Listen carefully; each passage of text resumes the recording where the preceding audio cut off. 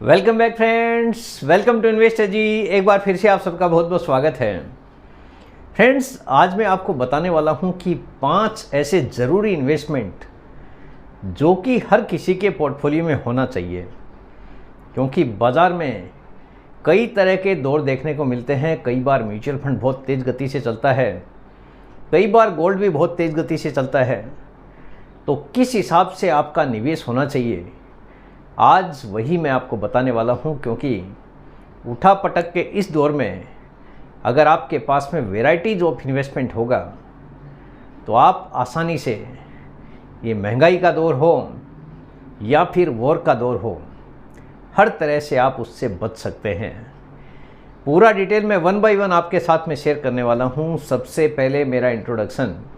मेरा नाम है रविकांत शर्मा और मैं AMFI registered mutual fund distributor हूं। मेरा एमपी रजिस्ट्रेशन नंबर है ARN 138523। Employ unique ID number दिया है EUIN E234641।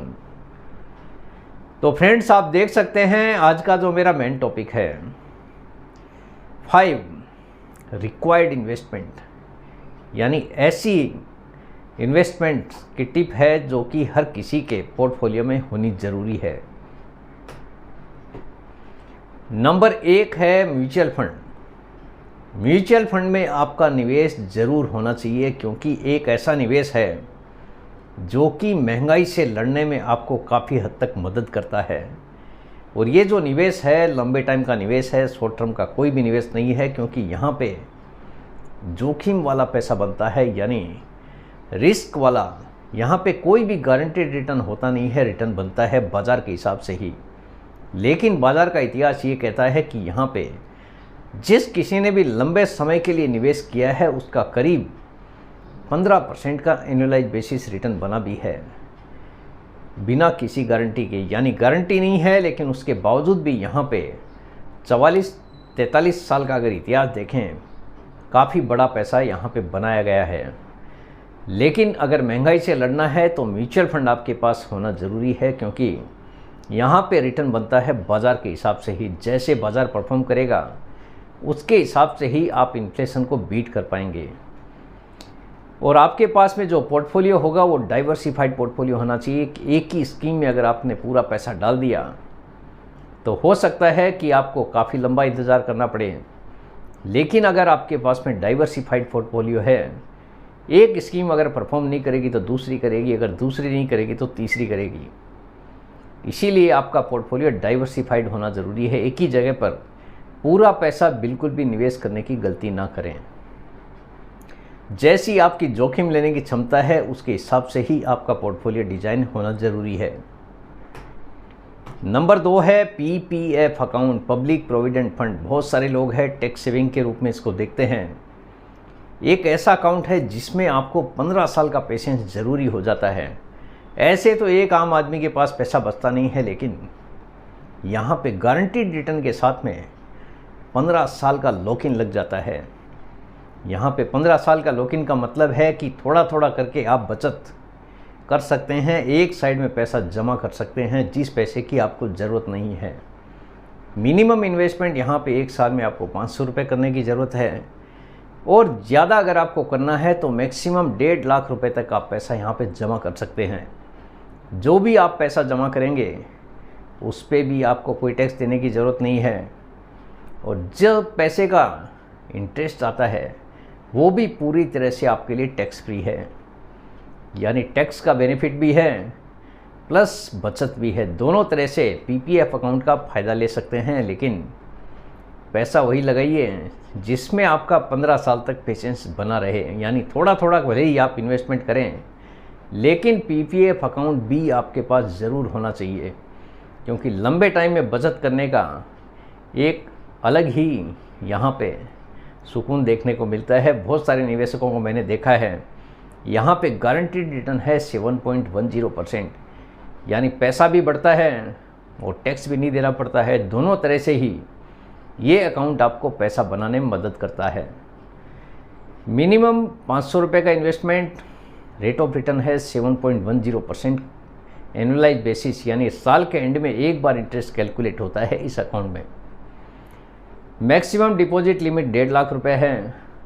मिनिमम टर्म 15 साल, और उसके बाद में अगर एक्सटेंड करना है तो 5-5 साल का एक्सटेंशन आप ले सकते हैं। यानी 15 साल किया, उसके बाद एक्सटेंड कर दिया, वापस 5 साल एक्सटेंड कर दिया, फिर अगर करना है तो वापस 5 साल आप वापस एक्सटेंड कर सकते हैं। नंबर 3 है fixed deposits as emergency fund. यानी इमरजेंसी में अगर आपको पैसे की ज़रूरत पड़ गई तो फिक्स्ड डिपॉजिट आपको काफ़ी काम आता है, क्योंकि इमरजेंसी कभी भी किसी भी आदमी को आ सकती है। तो फिक्स्ड डिपॉजिट्स में भी आपका कुछ न कुछ निवेश ज़रूर होना चाहिए।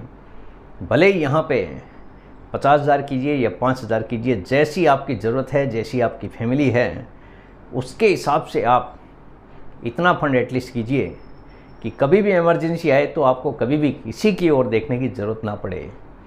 यानी कुछ न कुछ पैसा एफडी के अंदर भी ज़रूर होना चाहिए, चाहे इंटरेस्ट रेट जो भी हो, लेकिन एटलीस्ट इमरजेंसी के रूप में यहाँ पे कुछ न कुछ आपके पास पैसा रखा जा सकता है। नंबर 4 पे है इंश्योरेंस। बहुत सारे लोग हैं इसको इग्नोर करते हैं, लेकिन यहाँ पे इग्नोर आपको बिल्कुल भी नहीं करना है। Health insurance, medical treatment. देखिए, हेल्थ इंश्योरेंस ऐसी चीज़ है जो कि मेडिकल इमरजेंसी कभी भी किसी को हो सकती है। आपको बिल्कुल भी इसको इग्नोर नहीं करना है। प्रीमियम आपको लगता है कि ये फोकट जा रहा है, वेस्ट हो रहा है, 15 साल हो गया, 10 साल हो गया, लेकिन अगर 20 साल में एक बार भी ज़रूरत पड़ गई तो आप याद करोगे कि किस हिसाब से आपने थोड़ा थोड़ा करके पैसा भरा था, लेकिन ज़रूरत के समय में अगर 10 लाख 20 लाख की भी ज़रूरत पड़ गई तो आपको इमीडिएटली ये इमरजेंसी फंड के रूप में काम करता है। यहाँ पे भी आप जो पैसा जमा करते हैं अंडर सेक्शन 80D के रूप में बेनिफिट लिया जा सकता है इनकम टैक्स के में। यहाँ पे भी आप टैक्स भी बचा रहे हैं, लेकिन लंबे टाइम में कभी ना कभी तो फैमिली में किसी को ज़रूरत पड़ती है, तो आपको किसी की तरफ देखने की ज़रूरत नहीं पड़ती है। तो हेल्थ इंश्योरेंस हर किसी के पास होना ज़रूरी है। और अगर फैमिली की सिक्योरिटी करनी है, जब तक आप है तब तक कोई दिक्कत नहीं है। जो अर्निंग पर्सन है उसका लाइफ इंश्योरेंस भी होना ज़रूरी है। लाइफ इंश्योरेंस का मतलब है टर्म पॉलिसी आपको निकालना है, ना कि कोई एंडोमेंट प्लान निकाल के सालों साल भरते जाना है। आप जो पैसा लाख रुपए दे रहे हो वो काम आपका 5,000 10,000 में हो जाता है अगर आप टर्म पॉलिसी निकालते हैं। टर्म का मतलब है कि अगर किसी फैमिली मेम्बर की जिसके नाम पे इंश्योरेंस है, अगर उसका डेथ हो जाता है तो नॉमिनी को जितने का सम इंश्योर्ड है वो पूरा पैसा कंपनी पे करती है। यानी ये भी आपको काफ़ी बड़ा बेनिफिट प्रदान करता है फैमिली की सिक्योरिटी के हिसाब से, क्योंकि जब तक हम हैं तब तक पैसा आता रहेगा, लेकिन हमारे बाद में हमारी फैमिली की सिक्योरिटी के लिए लाइफ इंश्योरेंस का होना ज़रूरी है। लाइफ इंश्योरेंस में केवल टर्म पॉलिसी ही आपको लेना है, ना कि कोई भी एंडोमेंट प्लान, कोई गारंटीड रिटर्न वाला प्लान। ये सब से आपको दूरी बनानी है, क्योंकि वहाँ पे रिटर्न के नाम पे कुछ नहीं है। अगर आपको रिटर्न और इन्वेस्टमेंट दोनों साथ में अगर आप कर रहे हैं तो आप अपना बड़ा नुकसान कर रहे हैं। अगर आपको इन्वेस्टमेंट करना है तो म्यूचुअल फंड सही है, और अगर आपको रिस्क कवर करना है तो लाइफ इंश्योरेंस की तरफ आप देख सकते हैं, जहां पे केवल टर्म पॉलिसी ही आपको लेना है। बहुत सारे लोग हैं आपको मिलेंगे जो मिसगाइड करेंगे, इतना रिटर्न मिल जाएगा, 4 गुना हो जाएगा, 5 गुना हो जाएगा, गारंटीड रिटर्न है, लेकिन उसके अगेंस्ट आप प्रीमियम कितना पे कर रहे हैं वो भी आपके लिए जानना ज़रूरी है।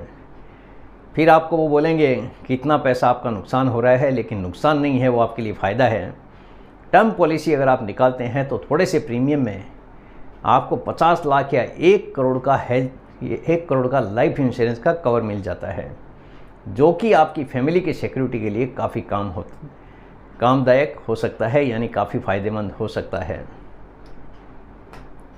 नंबर 5 पे गोल्ड में आपको गोल्ड ETF और डिजिटल गोल्ड एज बुरे वक्त का साथी। यानी बुरे वक्त में गोल्ड को बुरे वक्त का साथी कहा जाता है। यानी अगर किसी का समय खराब हो जाता है तो गोल्ड अगर आपके पास है तो उसको आप कभी भी कैश कर सकते हैं। गोल्ड में आपको केवल 2 ही इन्वेस्टमेंट की तरफ देखना है, या तो गोल्ड ETF या फिर डिजिटल गोल्ड, ताकि कभी भी आप कैश कर सकें। अदरवाइज़ आपने कोई ज्वेलरी बना के रखी है तो हो सकता है अगर आपने आज ख़रीदा है कल आप वापस सेल करने जाएंगे तो 20 से 30% का नुकसान भी आपको देखने को मिल सकता है। तो निवेश का मतलब है गोल्ड ETF और डिजिटल गोल्ड। इस तरह से आप अपना पोर्टफोलियो डिजाइन कर सकते हैं ताकि किसी भी इंसान को लाइफ में किसी भी प्रकार का कोई फाइनेंशियल दिक्कत नहीं आए। तो फ्रेंड्स, उम्मीद करता हूँ आपको आज का ये वीडियो पसंद आ गया होगा। वीडियो अगर पसंद आ गया, वीडियो को लाइक करना, शेयर करना बिल्कुल मत भूलिए। बेल आइकन पे ज़रूर क्लिक करके रखिए, चैनल को ज़रूर सब्सक्राइब कीजिए। जितने ज़्यादा लोगों के साथ में हो सके शेयर कीजिए ताकि हर किसी को इसका बेनिफिट मिल सके। Thank you very much friends, thanks for watching this video.